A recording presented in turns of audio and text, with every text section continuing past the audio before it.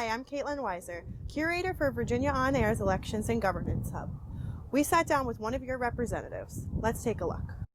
Well, Caitlin, it's a kind of a long story. I'll try to be brief, but my family, like a lot of families, always kind of been on the periphery of politics. We were always engaged in issues and in supporting certain candidates over others.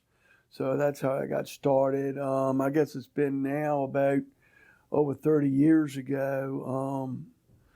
I became involved in helping some candidates. And I guess it was 1988, which is how many years ago is that now? But anyway, I joined the Hanover County Republican Committee, and just as a worker drone, knocking doors and so, but I'd always worked in the private sector, and so, but then one thing led to another. When I sold my business. Delegate Hargrove, who represented Hanover County for many years, wanted me to come and do some work for him, and I thought I would probably be involved with Delegate Hargrove for maybe 3 months or so, but it ended up being a lot longer than I thought, and so I served as his legislative aide, and then also worked for Delegate John Cox. And so when the seat became open, we were trying to find in Hanover a candidate who kind of stood for the things that we believed were important, and the candidate search wasn't going very well because it's hard to get somebody to commit to this kind of a schedule and things, and so I got the phone call and said, "Hey, guess what? We would like for you to be the candidate." And so after calling about 100 people who were all very positive, and I can remember this explicitly. I was out picking up sticks in my front yard because I was rehabbing from a torn rotator cuff, and that's when my wife came out and told me that. She said, "Buddy, all these people believe in you, and so you're going to have to step it up, And so, and so I said, "Okay." And so then I ran for my first election. I've never served in local office. This is Virginia House of Delegates, so that's it for me. The people, again, I've been very blessed to have, I think, the greatest district, the 55th House District in Virginia. Again, they're obviously. Not everybody votes for me, but I make it my business to make sure I represent all 80,000 people of my district, and I do so the best I can. And it's been, again, and I always tell people, I occupy Patrick Henry's seat in the Virginia legislature, and so when you come from Hanover County, that means something. So, yeah. Inspiring story for sure. Well, you rose to the challenge. What would you say has been your most significant accomplishment to date? Well, I thought about that. I've carried several bills for the Department of Criminal Justice Services when I served on the Militia Police Committee. And, of course, that committee's now, name's been changed, I think, to Public Safety, but I'm no longer on that committee. But I carried bills to provide for a photo ID for folks in the private security field.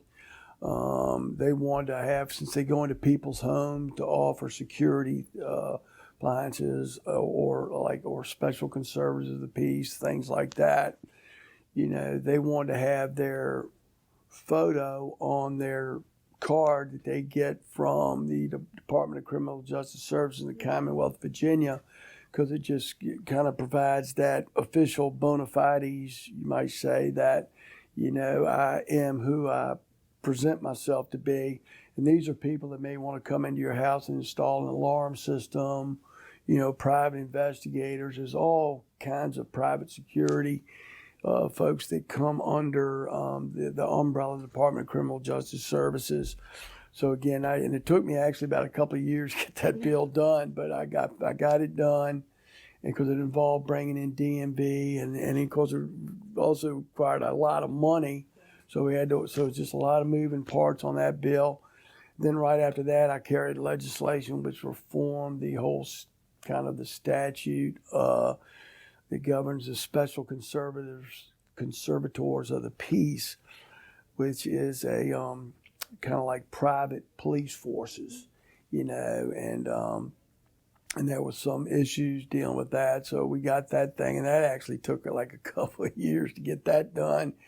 And because again, we wanted to ensure that the special conservatives were restricted to the job they do, because they don't have the and not get mixed up in law enforcement, because it's a much different training and all that a sworn law enforcement officer has over a special conservative of the peace. And they were starting to get in some areas where there was some overlap, which I thought was a very dangerous situation. So we were able to get that done. So I think right now that's about all I can come up with at the moment.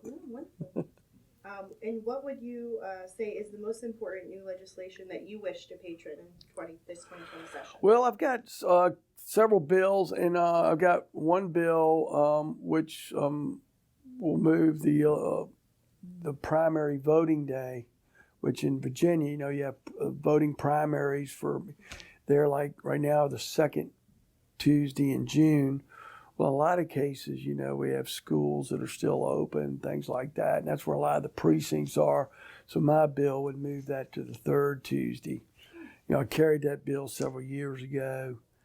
It didn't get through. Didn't get through by another person last year, but I think maybe we can get it done this year. So I decided to reintroduce that bill, which I think I put in about maybe 4 or 5 years ago.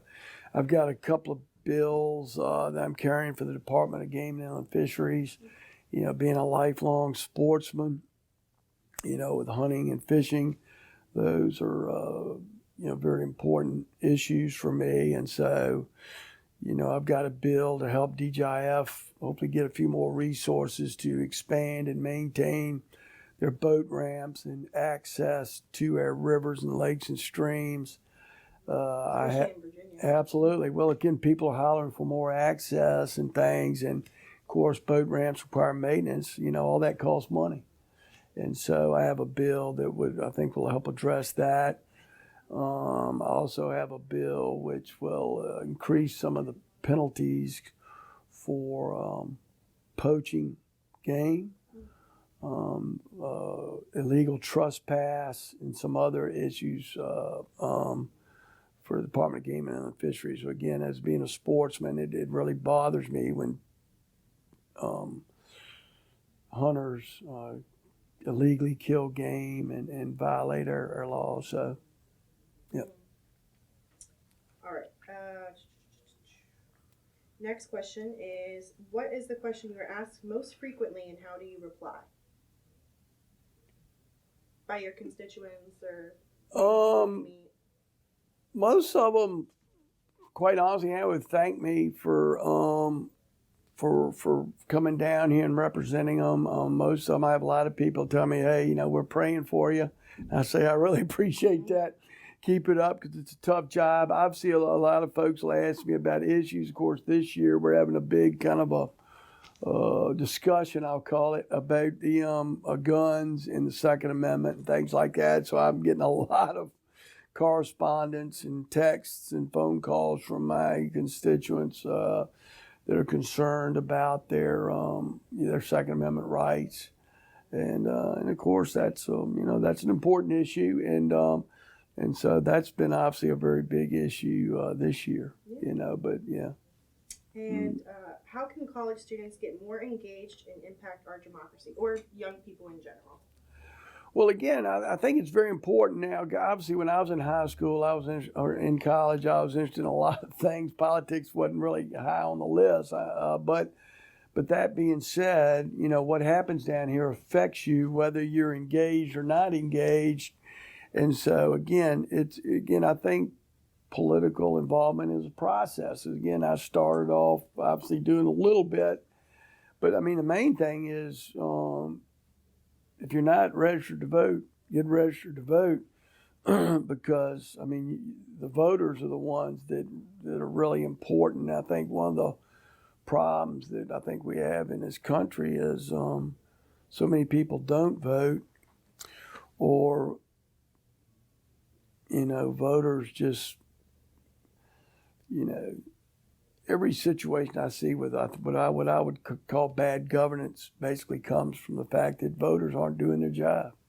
So I mean, you need to once you become a voter, you need to study the issues in depth and then try to again get engaged and support candidates that that subscribe to the things you believe in, and because that's how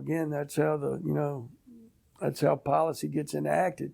And so the main thing is get engaged, get involved in your local political party or some other organization. And and I always tell people, just because you can't do everything, doesn't mean you can't do something. So just whatever level of you're comfortable with, and but get off the sidelines and get in the game.